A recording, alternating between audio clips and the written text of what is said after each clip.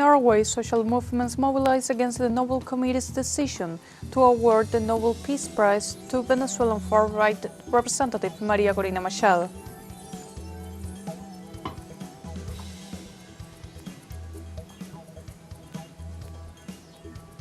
Venezuelan head of state Nicolás Maduro stated on Tuesday that the National Council for the Productive Economy has been an instrument of national consensus that has enabled the growth of the country's new economy and will turn the nation into a multi-diverse export hub in the coming years.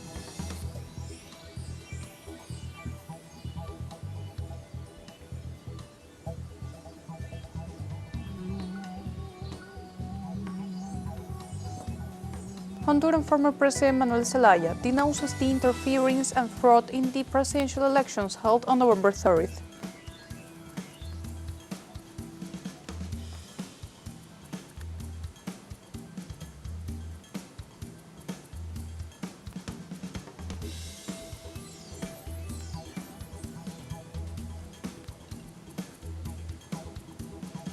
Hello, welcome to From the South. I'm Sophie Fernandez from the teleSUR studios in Havana, Cuba. We'll begin with the news. Stay with us.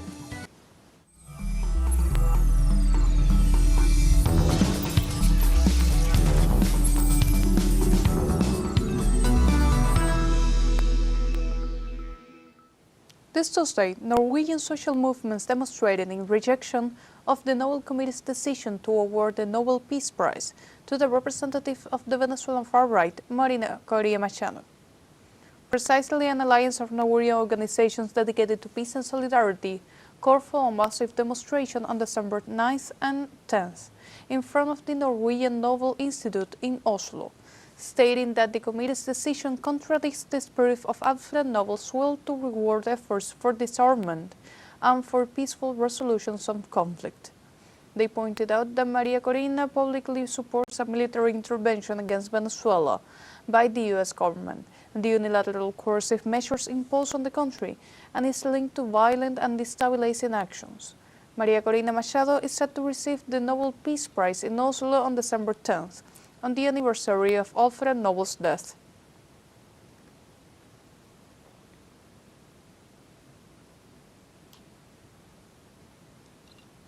In other news, on Tuesday, China sent a new communications technology test satellite into space from the Xi'an Satellite Launch Center in southwestern Sichuan province.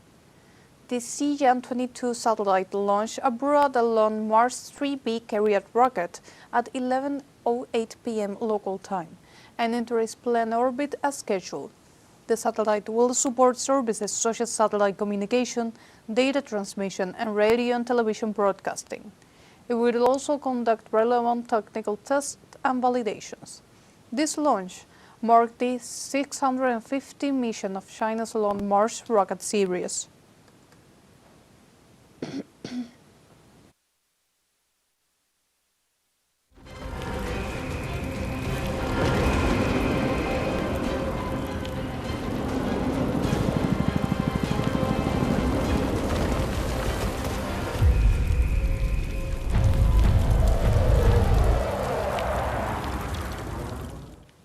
In Palestine, the Al-Ahli International Hospital in the Gaza Strip urges further donations and funding to guarantee the blood transfusions of patients with thalassemia. The suffering of the sick is intensified due to the shortage of blood units and filters at the medical center, forcing them to choose alternatives that affect their daily lives. The lack of food, medicines, and special supplies, as well as the continuous shortage of blood donations, add to the list of complications patients face in continuing with their daily lives. In this regard, those affected and the health authorities have issued a call for help to address the situation.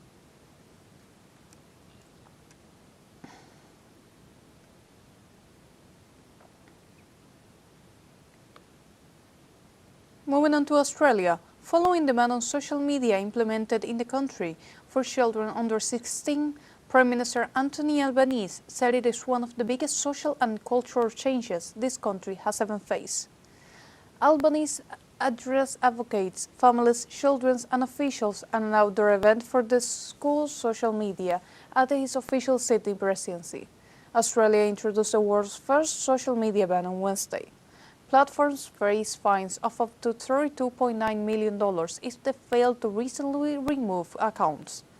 Meta, the owner of Facebook, Instagram, and Threads, was the first tech giant to react by beginning to exclude suspected young children last week. The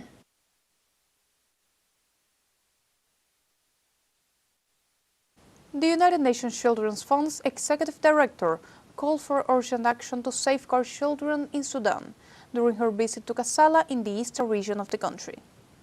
According to a report by UNICEF Executive Director Catherine Russell, Sudan is facing one of the world's most severe humanitarian crises, amid the escalating conflict, rising hunger, and the highest level of child displacement in the world, with an estimated of 10 million people displaced, half of them children.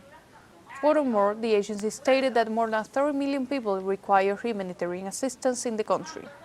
Russell also highlighted the vulnerability of women and girls who are experiencing horrific levels of sexual violence. UNICEF calls for an immediate end to the violence and for all parties to uphold international humanitarian law.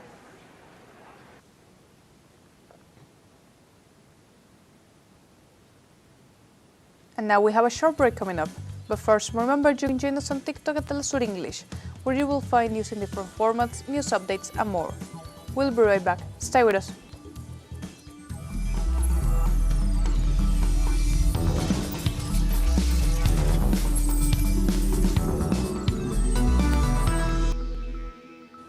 Welcome back. The Venezuelan head of state, Nicolás Maduro, stated on Tuesday that the National Council for Productive Economy has been an instrument of national consensus that has enabled the growth of the country's new economic and will turn the nation into a multi-diverse export hub in the coming years. During the National Council of Productive Economy, the president announced the major achievements of Venezuelan economic development during 2025, including significant milestones in pharmaceutical sector. He also indicated that industrial capacity is approaching 50% growth.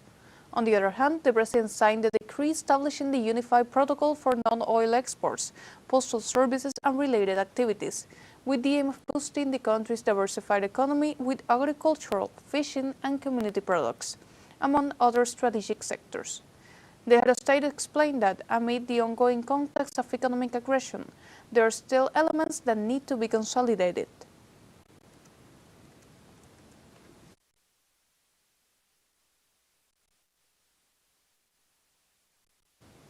During his participation in the National Economic Council, Venezuelan President Nicolás Maduro called all economic factors to accomplish the goal of producing everything in Venezuela and carried out a radical substitution of imports.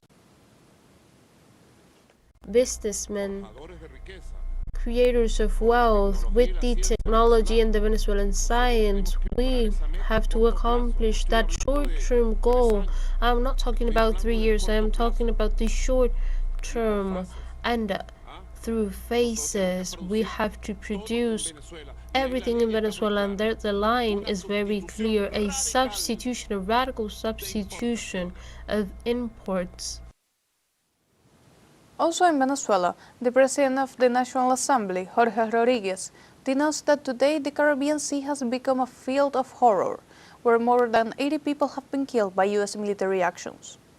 During an ordinary session of the National Assembly, the President Jorge Rodriguez condemned the acts of violence and extermination that have taken place in the Caribbean and how the International Criminal Court has failed to act in response to the situation, describing its representatives as slaves and puppets in the interest of the United States. Also, the President denounced that peace has been distorted, pointed out that even the Nobel Peace Prize has been awarded to the person who has called for military invasion against Venezuela. On the other hand, Rodriguez highlighted that to date, 1,046 unilateral coercive measures have been imposed against Venezuela's economy and pointed out that their main objective is to attack the nation through economic siege.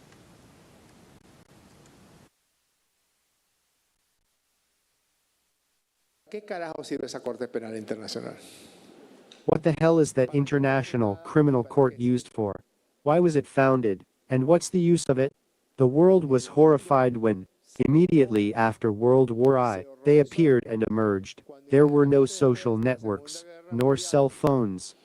Aparecieron, emergieron, No habían redes sociales, no habían teléfonos celulares. And only the presence of the Red Army, of the Soviet Army, in the countries of Eastern Europe, could show the planet the extent of the horror inside the concentration camps in Eastern Europe and Germany. Contenido en los campos de concentración en el este de Europa y en Alemania.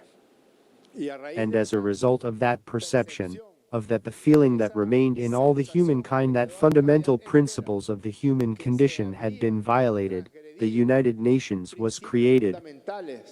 De la condición del ser humano, entonces apareció Naciones Unidas, apareció la The Geneva Convention of 1949 was signed, and all organizations seeking no other objective, according to their foundation documents, according to the written word, than the defense of humanity, and the punishment of crimes against humanity. En caso de que se cometan delitos contra la humanidad. The President of the National Assembly also denounced the subordination of some international bodies to the U.S. interest, and aimed that the U.S. government only attacks the free countries. Because they are completely at the mercy of their owners. And it is such a paradox because their owners are obviously the U.S. State Department, but it turns out that the U.S. did not sign the Rome Statute. Hypocritically, Clinton approved it when he was president. Estatuto de Roma. Hipócritamente lo aprobó. Clinton era presidente, pero al día siguiente. But the next day George Bush took office and a few months later he refused to sign it. In other words, the United States is not a signatory to the Rome Statute. They didn't even take a newspaper clipping. Sorry for the archaism. Agarrar un recorte de periódico, perdónenme el arcaísmo. Un recorte de periódico no, una página web de un periódico. They didn't even take the web page of a newspaper to paste it into a report about the sanctions. They don't care. They are not there to administer justice or defend human rights. They are there to attack free peoples. They are there to make life impossible and ruin the lives of the countries that the United States orders them to ruin. A los países que Estados Unidos les ordena que le fastidien la vida.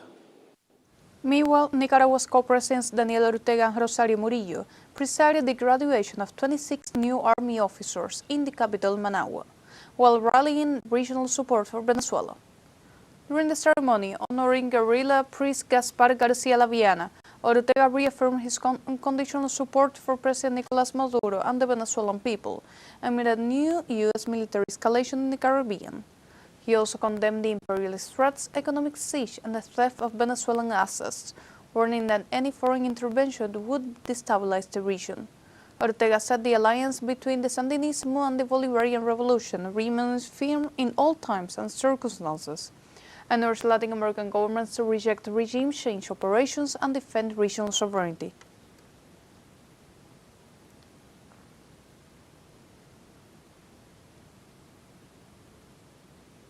During the graduation ceremony in Nicaragua, co-presidents Daniel Ortega and Rosario Murillo presided the act and expressed their support for Venezuela in the face of U.S. actions. We are with you, and we are certain that no war will break out there. We have confidence and faith in God that He will not allow any war to break out.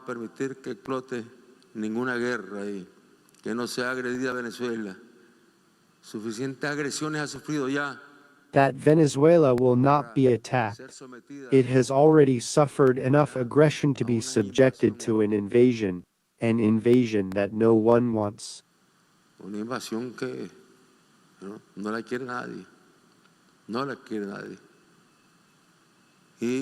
May peace reign in Venezuela and also in Colombia, because Colombia has been threatened by the government of the United States. We have a second short break coming up. Before, we invite you to visit our Facebook page at teleSUR English. There you'll be able to watch our top stories, special live coverage, and much more. Follow our page and activate the notification button to stay up to date on the world's most recent events. Final short break, but we'll be right back with more from the South. Don't go away.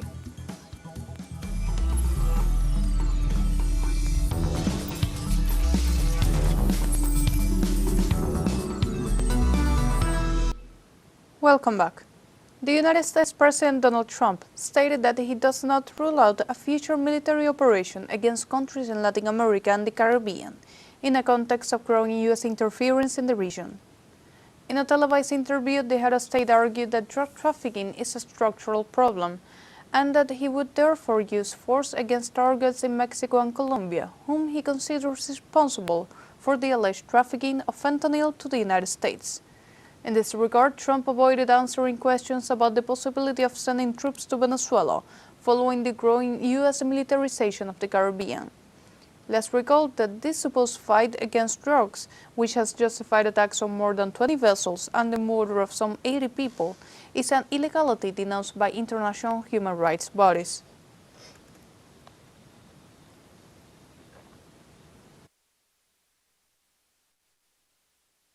Also in the United States, Miami elects first Democratic mayor in nearly 30 years, Eileen Higgins. A former Miami-Dade County Commissioner will also be the city's first female mayor and the first Hispanic mayor since the 1990s.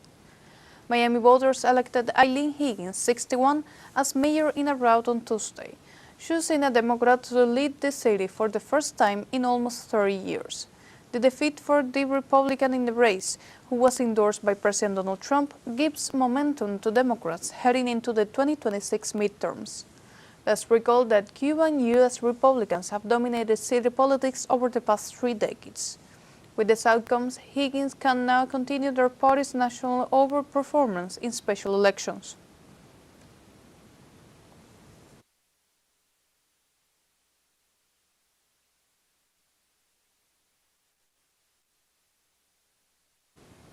Staying in the U.S., at least one student was killed and another was critically wounded in a shooting at a President's Hall at Kentucky State University on Tuesday.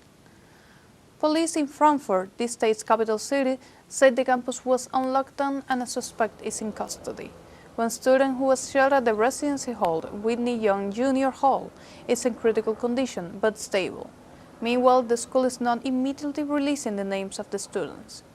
For its part, Frankfurt police said it responded to an incident involving an active aggressor and that the campus was secured and planned to release more information at a news conference.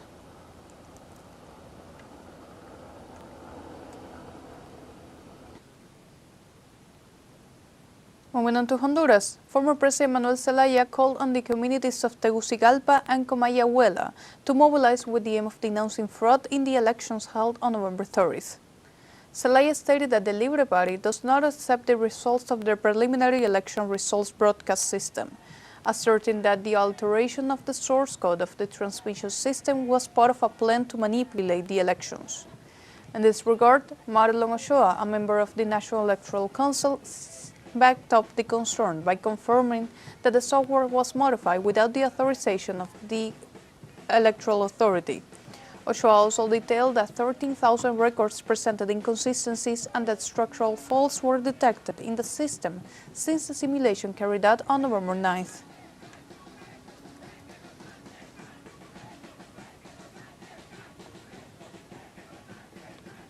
Meanwhile, in Argentina on Tuesday, citizens from the province of Mendoza mobilized in rejection of the approval of the environmental impact statement for the PSG Cobre Mendocino mining project, despite widespread public opposition due to its potential environmental impact. The Provincial Senate of Mendoza gave the green light to the mining company with 9 votes in favor and 6 against, amid a large police presence with a legislator fenced off. Before the vote, social and environmental groups converged on Mendoza's capital to reject the mining initiative, over growing concerns about the pollution of the river that supplies water to 75% of the province's population. According to its promoters, the project, which will be developed over 27 years, includes a $600 million economic incentive and the creation of 4,000 jobs.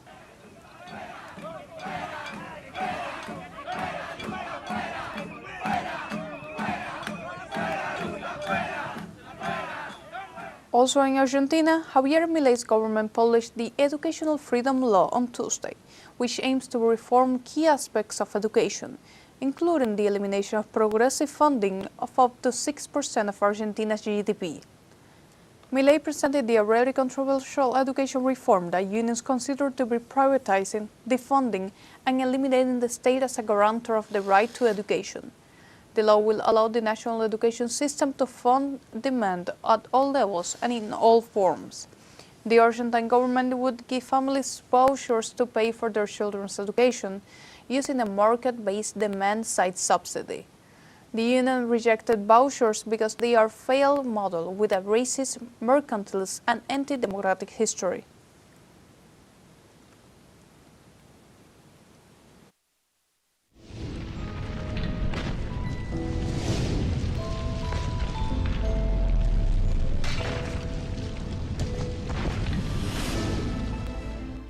On Tuesday, the first of a series of powerful storms hit the Pacific Northwest, dumping heavy rain and swelling rivers, which caused roads to close and prompted high-water rescues in the United States.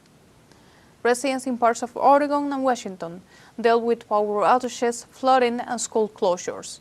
Meanwhile, drivers navigated debris slides and flooded roads that submerged vehicles. Forecasters warned that the worst was yet to come, as some major rivers are expected to crest later this week. The National Weather Service forecasts several days of heavy rainfall along the coast and over a foot of new snow in northwestern Wyoming.